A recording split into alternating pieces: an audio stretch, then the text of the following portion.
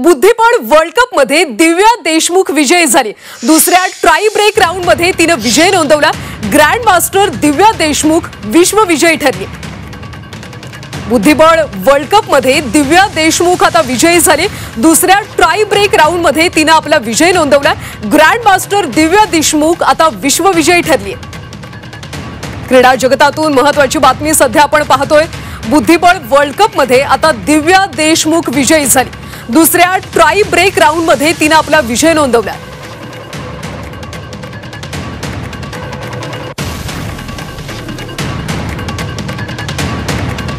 Grand master Divya Deshmukh आता विश्व विजयी ठरली।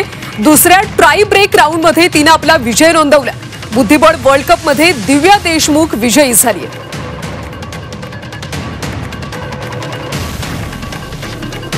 आणि याबद्दल आपण अधिकची माहिती घेऊयात आमचे प्रतिनिधी अमर काणे यांच्याकडून। अमर, खरं तर दिव्या देशमुखने एक मोठी कामगिरी केली। बुद्धिबळ वर्ल्ड कप मध्ये तिने आपला विजय नोंदवला। नेमका खेळ कशा पद्धतीने पार पडला?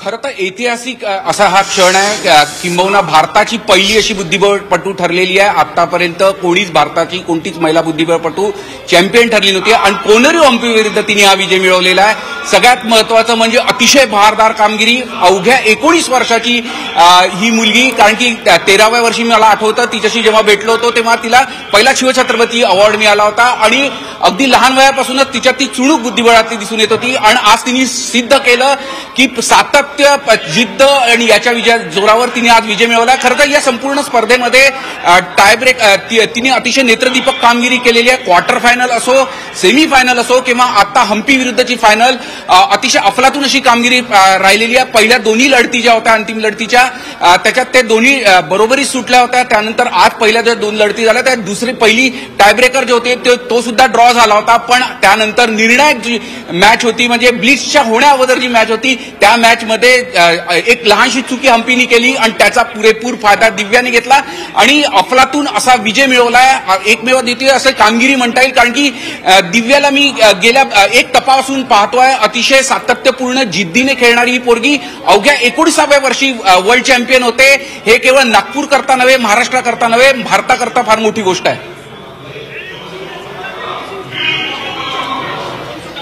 नक्कीच अमर, खरं तर तिने कशा पद्धतीने तयारी केली होती? तिच्याशी काही संवाद झालाय का? काही प्रतिक्रिया समोर येते का?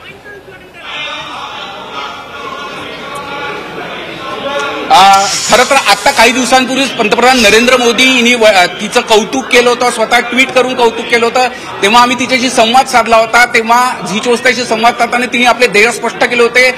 ती या ध्येयाने झपाटलेली आहे। किंबहुना मी तुला सांगतो की गेल्या म्हणजे 10 वर्षापासून तिची सातत्यपूर्ण कामगिरी आहे। लहान असल्यापासून मी अगदी तिला पाहतोय, तिचं खेळाबाबतचे डेडिकेशन पाहतोय। अगदी लहान वयात, अगदी 11-12 वर्षाची जेव्हा होती तेव्हापासून कधी टीव्ही नाही, कार्टून नेटवर्क नाही, सातत्याने फक्त खेळावर फोकस ठेवून ही चिमुकली सराव करत होती आणि आता एवढे मातब्बर बुद्धिबळपटू म्हणजे चीनची गेल्या वर्षीची चॅम्पियन असो किंवा कोनेरू हम्पी असो, अशा दिग्गज बुद्धिबळपटूंना तिने परास्त करत हे वर्ल्ड चॅम्पियनशिप जिंकलेली आहे। जागतिक स्तरावर नक्कीच अमर, तुम्हाला थोडंसं थांबवते। Grand master Abhijit Kunte sir सध्या आपल्यासोबत जोडले गेलेत। कुंटे सर, खरं तर 19व्या वर्षी वर्ल्ड चॅम्पियन होणं ही अतिशय मोठी गोष्ट आहे। दिव्या देशमुखने नेमकी कशा पद्धतीने तयारी केली होती?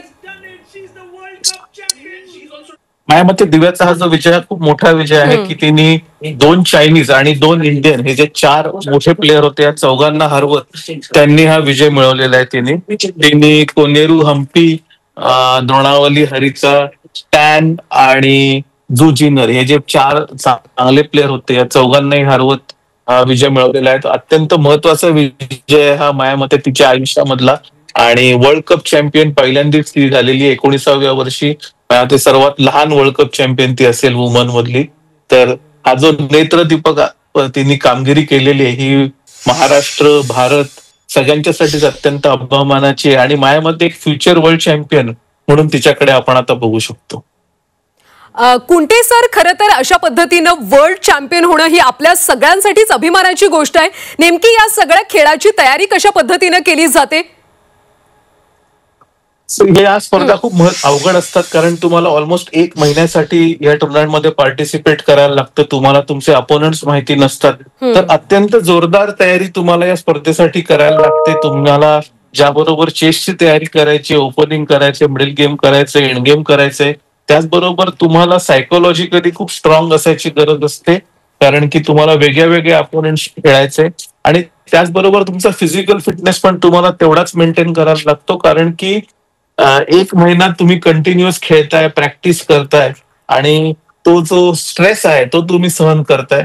तर अत्यंत 360 डिग्री प्रकारे तुम्हाला याच्यासाठी सातत्याने लक्ष द्यावं लागतं. कुंटे सर, दिव्यानं दुसऱ्या ट्राय ब्रेक राऊंड मध्ये विजय नोंदवला, तो नेमका काय असतो? सो बेसिकली जेव्हा दोन्ही क्लासिकल गेम ड्रॉ मध्ये संपले, त्याच्यानंतर टायब्रेक मॅच रॅपिडची होती 15-15 मिनिटाची, आणि त्याच्यामध्ये पहिला गेम बरोबरीत सुटल्यानंतर दुसऱ्या गेम मध्ये तो पण ऑलमोस्ट बरोबरीत सुटेल असं सगळ्यांना वाटत होतं, पण एंड गेम मध्ये हम्पीने एक छोटीशी चूक केली आणि त्याचा पूर्ण फायदा दिव्यानी घेतला.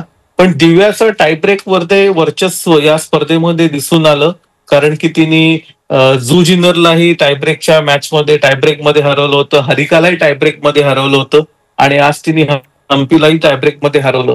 तर हा जो तिचा टायब्रेक मधला वर्चस्व तिने जे सिद्ध केलेलं आहे, ते ऑफकोर्स ती यंग आहे, आणि क्विक गेम फॉर्मॅटमध्ये नक्कीच तिचा परफॉर्मन्स कायमच चांगला राहिलेला आहे. नक्कीच कुंटे सर, आपल्यासोबत आमचे प्रतिनिधी अमर काणे आहेत, जे नागपूरवरून आहेत आणि त्यांना या खेळाबद्दल माहिती आहे, तर ते तुम्हाला आता प्रश्न विचारतील. अमर, बोला. अमर, अभिजितजी, खरं तर दिव्याला मार्गदर्शन केल्या अनेक म्हणजे भारताची जेव्हा टीम जात होती तेव्हा तुम्ही तिचे प्रशिक्षक राहिलेले आहे. ऑलिम्पियाडमध्ये भारतीय टीमला जे गोल्ड मिळाला तेव्हा तिचे प्रशिक्षक होते.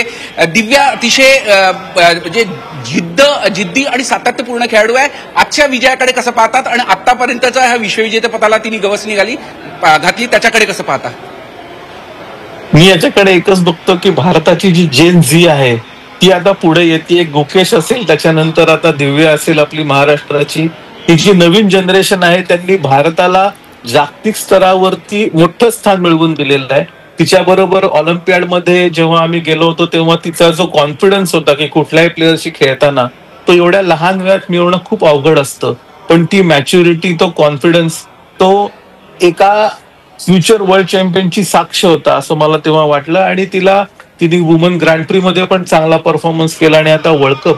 सो 23 साली तिने वर्ल्ड ज्युनियर चॅम्पियन जे होऊन जो प्रवास चालू केलाय तो आता तिने हळूहळू वाढवत वर्ल्ड कप चॅम्पियन, आणि आता कॅन्डिडेट्सला ती क्वालिफाय झालेली आहे.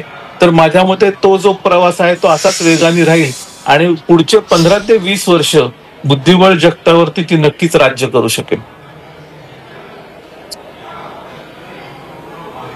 अगदी बरोबर.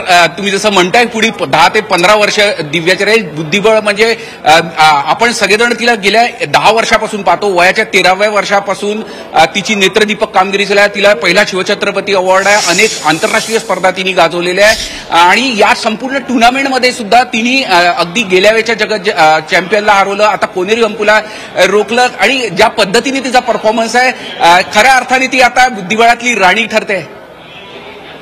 बरोबर आहे. आपल्या महाराष्ट्राची मुलगी जगाची राणी झालेली याचा आपल्या सगळ्यांनाच आनंद आहे आणि अभिमान आहे.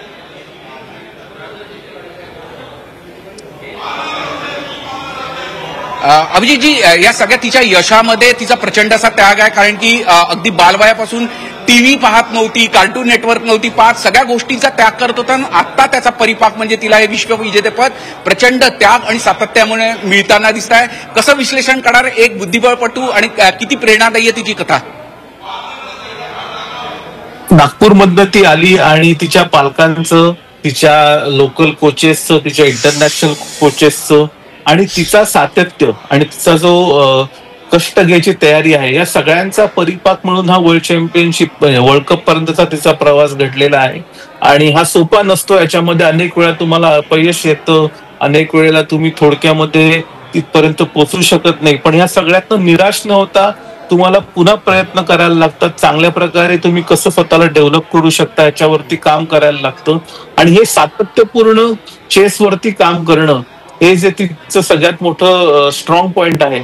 त्याच्यामुळेच ती आज इथं यशस्वी होऊ शकलेली आहे. पण एक आपण लक्षात घेतलं पाहिजे की कुठल्याही खेळाडूच्या यशामध्ये समाज, त्यांची फॅमिली, त्यांचे कोचेस या सर्वांचाही तेवढाच हातभार जेव्हा लागतो तेव्हाच आपल्याला एक परिपूर्ण प्लेअर बघायला मिळतो. तर आज आपल्या या सर्व जणांनी ज्यांनी तिला मदत केलेली आहे त्या सर्वांचंही कौतुक आहे आणि अभिनंदन आहे.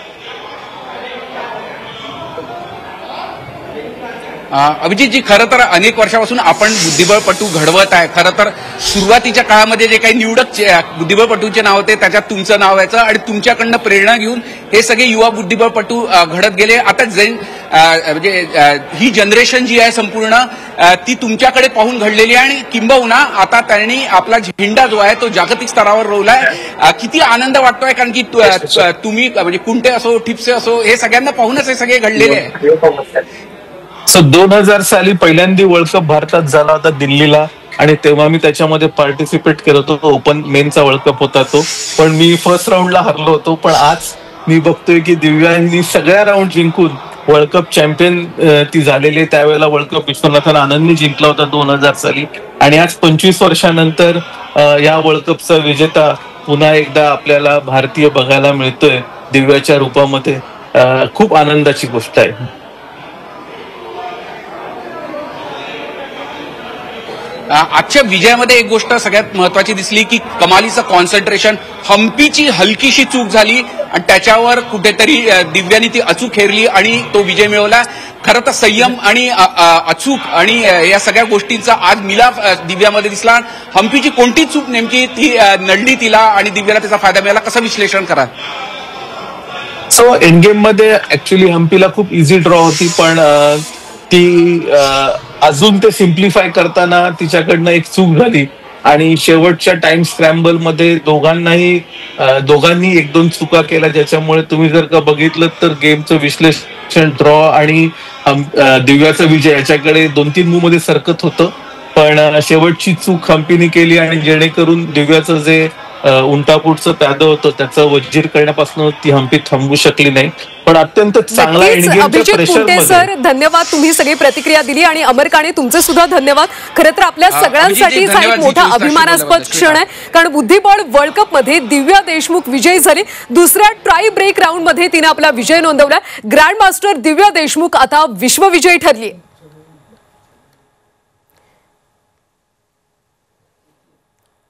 तर नागपूरची इंटरनॅशनल मास्टर दिव्या देशमुखनं आता महिला बुद्धिबळ विश्वचषकाचा अंतिम सामना जिंकलेला आहे. अतिशय अभिमानास्पद बाब आपल्या सगळ्यांसाठी. बुद्धिबळ वर्ल्ड कप मध्ये दिव्या देशमुख विजयी ठरली. ग्रँड मास्टर दिव्या देशमुखनं दुसऱ्या ट्राय ब्रेक राऊंड मध्ये आपला विजय नोंदवला. 64 घरांची मराठमोळी राणी आता आपल्याला पाहायला मिळते, कारण दिव्या देशमुख आता विश्वविजयी ठरली.